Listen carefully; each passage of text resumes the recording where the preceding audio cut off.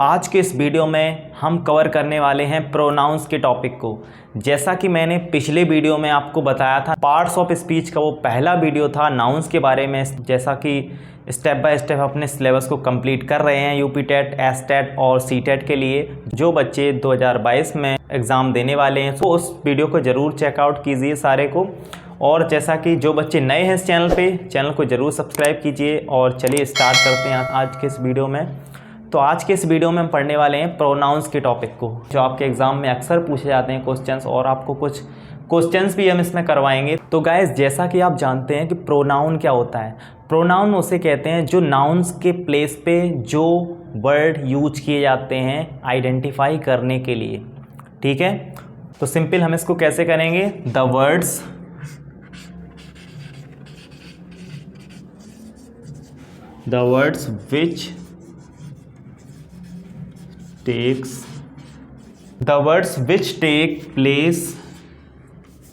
which take place of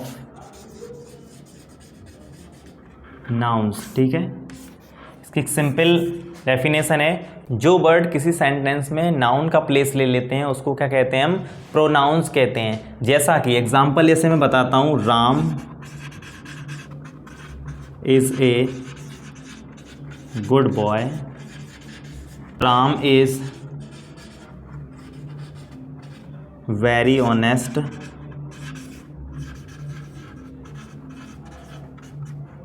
तो इसमें क्या दिया गया है कि राम, यहाँ पे इसका प्लेस है सब्जेक्ट का।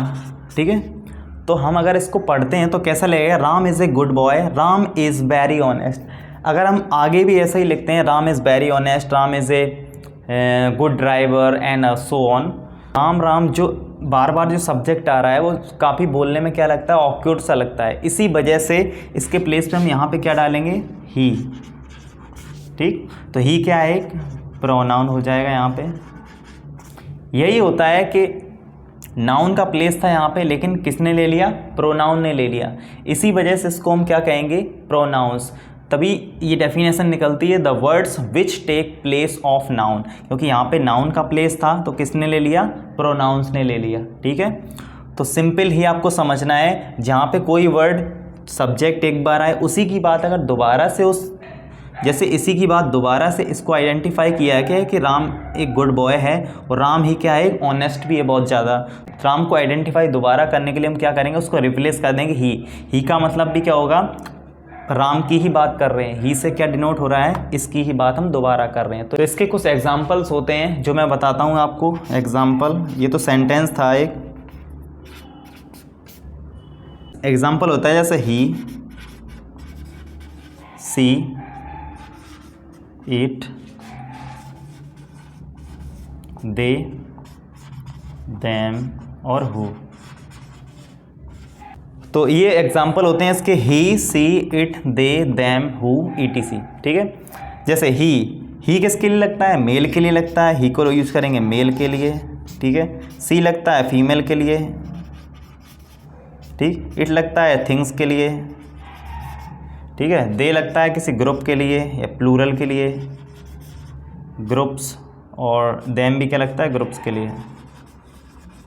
ये किसके लिए लगता है, मेल फीमेल दोनों के लिए, फीमेल और मेल।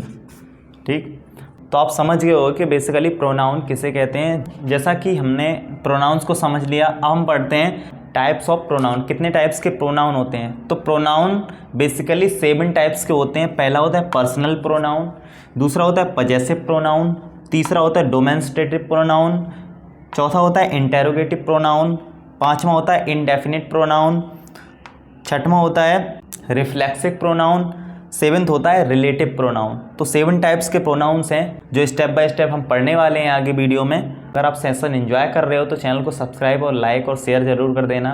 पर्सनल प्रोनाउन क्या होता है, जब हम किसी पर्सनल और इंडिविजुअल के बारे में बात करते हैं या किसी ग्रुप्स के बारे में बात करते हैं। जैसे when we talk about any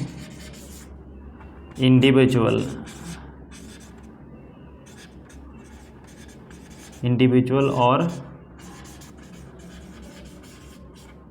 group. ठीक है, जब हम किसी ग्रुप और इंडिविजुअल मतलब व्यक्तिगत के रूप में बात करते हैं तो इसके एग्जांपल्स हैं ही सी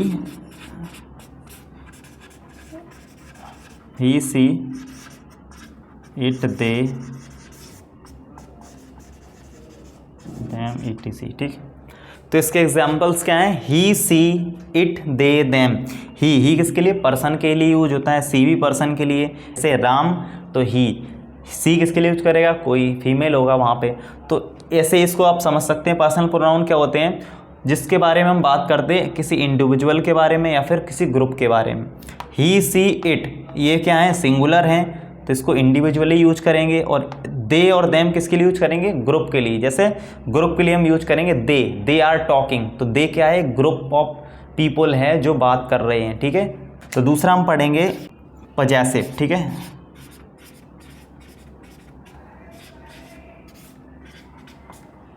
आ रहा है पजेसिव का मतलब होता है गाइस पजेशन, ऑनरशिप। ठीक है, सो ऑनरशिप,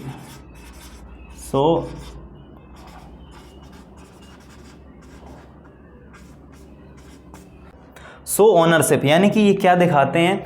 ऑनरशिप दिखाते हैं। पजेसिव प्रोनाउंस क्या दिखाते हैं? ऑनरशिप। तो इसके एग्जांपल्स होंगे his, hers, mine, yours, their और आवर्स। तो पजेसिव में क्या है? ये सो ओनरशिप को शो करते हैं। और इसके एग्जांपल्स होते हैं his, hers, mine, yours, their और आवर्स। ठीक है, तो आप इजीली इसको समझ सकते हो जो प्रोनाउन ओनरशिप दिखाते हैं। जैसे हम कहेंगे दिस इज हिज हाउस, यह उसका घर है। दिस हाउस इज हर्स, तो ऐसे क्या है? ओनरशिप दिखाते हैं किसी चीज़ पे। जैसे मैं बोलूँ दिस पेन इज़ माइन, तो यह पेन क्या है? मेरा। तो मेरा क्या है? इस पे ऑनरशिप है, मेरा हक है इस पे।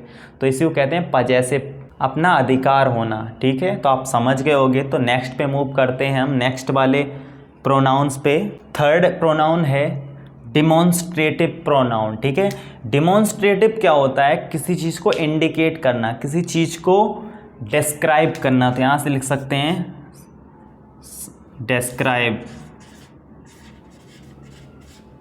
describing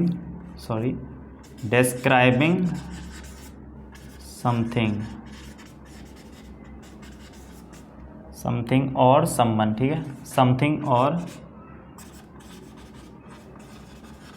someone। ठीक है, तो डेमोन्स्ट्रेटिव क्या होता है? डिस्क्राइबिंग समथिंग और समवन, किसी चीज़ को डिस्क्राइब करना, बताना। ठीक है, तो इसमें क्या होता है? दो ही यूज होते हैं। जैसे इसका एग्जांपल में दो ही आते हैं। जैसे पहला है दिस, ठीक, और दिस, और दिस को क्या कहते हैं? दैट, दिस का उल्टा दैट। और नेक्स्ट है दीज, दीज का उल्टा दोज।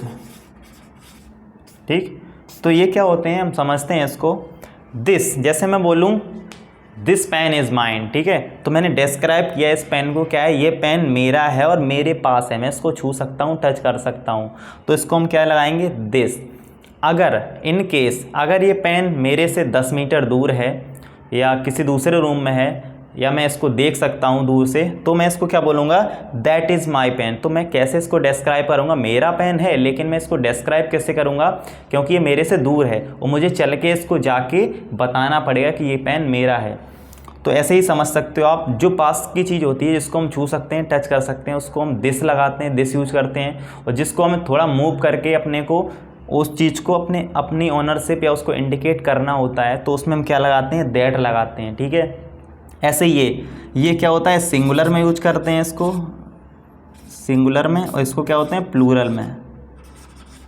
ठीक, तो दीज, जैसे मैं कहूँ मेरे पास 2 पेन हैं, तो मैं क्या करूँगा? These are my pens. अगर यही पेन मेरे से दूर हैं तो प्लूरल में क्या लगाएंगे? बहुत सारे पेन अगर मेरे से दूर रखे हैं तो उसको क्या लगाएंगे हम? Those are my pens. ठीक है, तो दीज और दोस्त में यही डिफरेंस है। इसमें इसको हम नियर के लिए यूज करते हैं, इसको फॉर के लिए, दूर के लिए दैट, और पास के लिए क्या है? दिस। ठीक है, I think you got it my point. Okay, तो नेक्स्ट पे मूव करते हैं। आप समझ गए होगे इसको। नेक्स्ट वाले पे मूव करते हैं हम, इंटेरोगेटिव। ठीक, तो चौथा प्रोनाउंस हम पढ़ने वाले हैं। चौथा प्रोनाउंस क्या है? Interrogative pronoun. तो गाइस आप बता सकते हो इंटेरोगेटिव प्रोनाउंस क्या होता है? गाइस इंटेरोगेटिव का सेंस आता है कहीं पे जब हमसे कोई क्वेश्चंस पूछता है किसी पर्सन के बारे में, किसी थिंग्स के बारे में, किसी एनिमल्स के बारे में, या किसी भी पर्टिकुलर चीज़ के बारे में हमसे जब क्वेश्चंस पूछा जाता है तो मुझे पता तो नहीं होता है कन्फर्म वो नाउन क्या है, तो हम उसको प्रोनाउंस में लेके चलते हैं, उसको कहते हैं इंटेरोगेटिव प्रोनाउन। जैसे कि आस्क, इसको लिख सकते हैं आस्क क्वेश्चंस, ठीक, आस्क क्वेश्चंस। तो इसमें क्या लिखेंगे हम इसके एग्जाम्पल में, जैसे हु, विच, व्हेन, ठीक है, हाउ। करते हैं इंडेफिनिट प्रोनाउन। इंडेफिनिट का मतलब जिसको अनिश्चित हो, इंडेफिनिट से सेंस क्या आ रहा है, अनिश्चित, जिसके बारे में हमें पता ना हो, हम डिस्क्राइब करते हो लेकिन हमको पता ना हो उस पर्टिकुलर प्रोनाउंस के बारे में, तो हम इसमें क्या लिखते हैं, नॉन स्पेसिफिक पर्सन और थिंग्स को डिनोट करता है, ठीक है। नॉन स्पेसिफिक जिसका कोई पता नहीं, आइडेंटिफाई नहीं है वो पर्सन कैसा है और किसी चीज़ के बारे में। तो इसमें कौन कौन से नाउन्स इंक्लूड किए जाते हैं, जैसे फ्यू मीन्स कुछ, मैनी हमको नंबर में पता नहीं कितने लोग हैं, स्पेसिफिक नहीं है वो चीज़, फ्यू, मैनी, समवन, समबडी, ठीक है, नो वन, नोबडी। जैसे फ्यू, मैनी, समवन और समबडी यहाँ पे मैंने लिखे हैं फ्यू, मैनी, क्योंकि ये नॉन स्पेसिफिक पर्सन और थिंग्स को डिनोट कर रहे हैं, ठीक है। मैनी और फ्यूज़ क्या है, थिंग के लिए भी यूज करते हैं और इसको वैसे भी यूज करते हैं। तो फ्यू, थिंग्स सब क्या डिनोट कर रहे हैं, नॉन स्पेसिफिक पर्सन को और थिंग्स को डिनोट कर रहे हैं सारे, इसको ही रेफ़र करते हैं जिसको आइडेंटिफाई ना हो कितने लोग हैं, स्पेसिफिक नहीं है कि 5 लोग हैं 4 लोग हैं, तो इसको ही कहते हैं इंडेफिनिट प्रोनाउन की कैटेगरी में आता है ये, ठीक है। तो नेक्स्ट पे मूव करते हैं। आप समझ के हो गए 5 जो मैंने बताए हैं। अब नेक्स्ट जो 2 बचे हैं उसको हम और समझते हैं। अपने 6th प्रोनाउन क्या है, रिफ्लेक्सिव प्रोनाउन। तो गाइस रिफ्लेक्सिव से मतलब होता है कोई सब्जेक्ट खुद से ही किसी काम को करता हो, ठीक है। जैसे एग्जाम्पल इसके लिखेंगे हम direct, my self, himself, her self, ठीक है, योर सेल्फ, देम सेल्फ्स। अब हम इसको कैसे समझेंगे, माई सेल्फ, हिमसेल्फ, ये सारे जो मैंने लिखे हैं इसको एग्जाम्पल्स में समझते हैं, ठीक है। रिफ्लेक्सिव का मतलब होता है गाइस सब्जेक्ट किसी भी काम को खुद से करता हो, ठीक है। जैसे I do it my self, I do it my self, मैं खुद से ही अपना काम करता हूँ। तो ये किसके कॉन्टेक्स्ट में आएगा, इसके कॉन्टेक्स्ट में आएगा, आई के कॉन्टेक्स्ट में ही रिफ्लेक्सिव प्रोनाउन आएगा। अगला एग्जांपल देता हूँ मैं, यू डू दिस, ठीक है, यू डू दिस क्या होगा, योर सेल्फ, ठीक है, you do it your self, तुम इस काम को करते हो, वो भी किससे, तुम्हारी सहायता से, खुद की सहायता से तुम इस काम को करते हो। यू था तो क्या क्या आ गया यहाँ पे, योर सेल्फ, ठीक है। सेल्फ का मतलब ही होता है गाइस खुद से ही किसी काम को करना। अगर सेशन एंजॉय कर रहे हो तो लाइक और शेयर जरूर करें अपने फ्रेंड्स के साथ जो भी प्रिपरेशन कर रहे हैं, ठीक है। तो नेक्स्ट पे मूव करते हैं 7th और लास्ट। उसके बाद क्या है, कुछ क्वेश्चंस देते हैं, उनके आंसर आप मुझे कमेंट बॉक्स में देना। रिलेटिव का मतलब होता है किसी चीज़ से किसी चीज़ को रिलेट करना, मतलब संबंध बनाना। तो इसमें कौन कौन से आते हैं प्रोनाउंस, हु, ठीक है, हु, विच, दैट भी क्या है, एक रिलेटिव प्रोनाउन है, दैट, हुएवर और ईटीसी, ठीक है। तो रिलेटिव से मतलब होता है बच्चों, रिलेटिव का मतलब होता है जो किसी से रिलेशन दिखाता हो। जैसे Ram is a good boy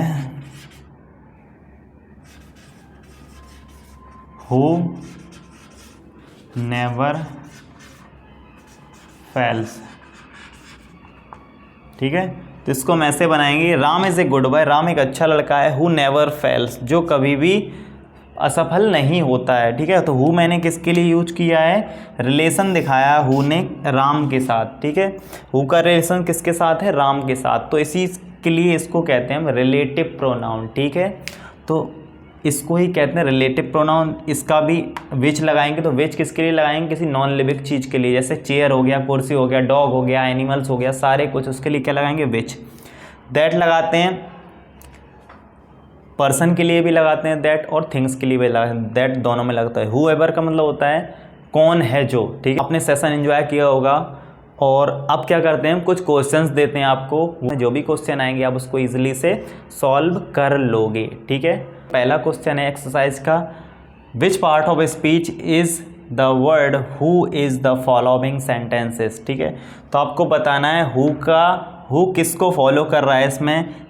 question है आपका, they help those who helped themselves, ठीक है।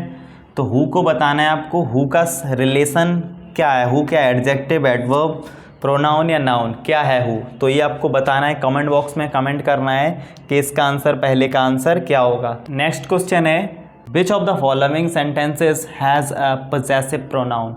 इसमें से आपको आंसर्स करना है कमेंट बॉक्स में कि कौन सा सेंटेंस है इसमें जिसमें पजेसिव प्रोनाउन का यूज किया जा रहा है, पजेसिव प्रोनाउन है जहाँ पर, ठीक है।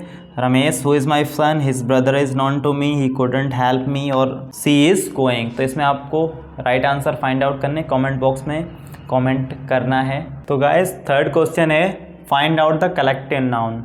आपको इसमें से बताना है कलेक्टिव नाउन कौन सा सेंटेंस है। She has a lot of milk, you are full, cattles are grazing, water is cool. Find out करना है आपको कलेक्टिव नाउन तीनों में से और राइट आंसर आपको कमेंट बॉक्स में देना है। उसके बाद हम आंसर्स बताएंगे क्या क्या आंसर आपके सही हैं या नहीं है, ठीक है। आपको बताना है इसमें फाइंड आउट द एप्रोप्राइट कंजंक्शन, आपको मोस्ट एप्रोप्राइट कंजंक्शन बताना है इसमें कि कौन सा होगा। तो क्वेश्चन है, you lost the prize, you tried your best. तुमने प्राइज को खो दिया जबकि तुमने प्रयास अच्छा किया।